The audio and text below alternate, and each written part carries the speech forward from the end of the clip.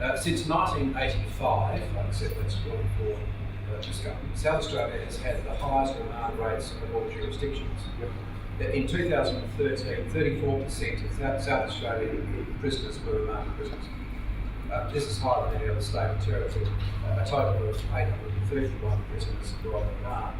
Over half of the prisoners in the open labour prison currently are remandees. These people have not been found guilty of any crimes. They are charged with and may potentially be found not guilty.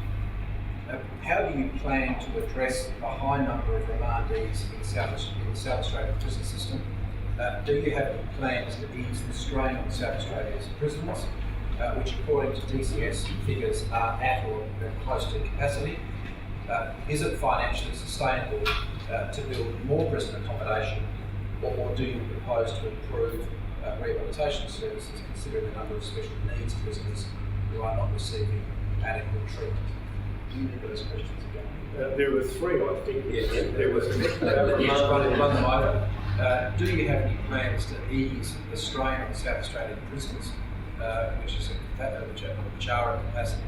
Is it financially sustainable to build more prison accommodation? Well, we'd actually love a new prison, but at least more prison accommodation. And do you propose to improve rehabilitation services considering the number of special needs prisoners? And I might just add to that, Mr. Attorney, I know you've just taken corrections, and it's probably a bit unfair to lob this one at you, but we are contacted from time to time by prisoners who want to do, and these are sentenced prisoners who want to do rehabilitation programs who effectively the prisons can't. Okay. Well, look, I've been all over this topic for more than 10 days, so here's my attempt to do my best on your questions. Look, the first one about remandees. There is no getting away from the fact that there is an acceptable number of remandees in prison in South Australia, and it is consistently higher than other jurisdictions. The ROGS data shows that, and that is a matter of concern. But it is not a matter to be examined in isolation. That is a symptom of a far broader problem. It is not the problem, it is a symptom of something far bigger than that. And I'll come to that in a moment. The second thing is that you asked a question about more prisons.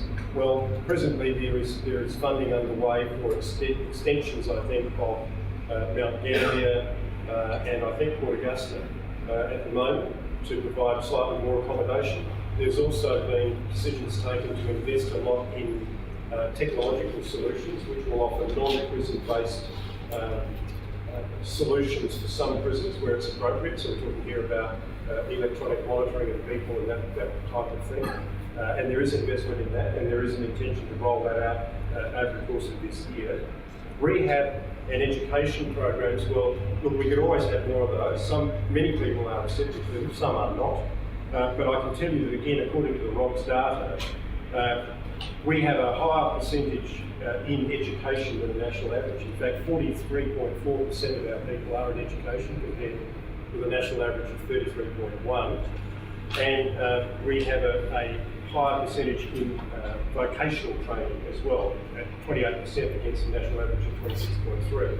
I'm not saying there isn't room for improvement, but those are competitive. Can I put this to Attorney? They would presumably be for sentenced prisoners. What about this problem we've got with remandees? Right. Well, the remandee situation, as I've said, is unacceptable. The remandee situation, if you interrogate the ROGS data and have a look at what it has to say, it reveals a number of things which are, I'll use an absolutely neutral word, curious. And I'll just line up a few curious things and see whether they add up to things for people. Number one, unacceptably high number of people in remand, consistent as a percentage of the jail population. Two, and this is all ROGS data, okay? The highest number of district court judges per head of population in Australia. Three, the third highest number of magistrates per head of population in Australia. Four, the third highest number of Supreme Court justices in Australia per head of population. In the district court, the highest number of attendances between lodgement and finalisation in criminal matters compared with any other state, 6.3. The closest is Victoria with 4.9. And I won't move on to civil because that's a different conversation. But if you add all of those things up, what it says to me is there are a couple of things that jump out. The first one is that it is not obvious from that data that resource inadequacy is the primary cause.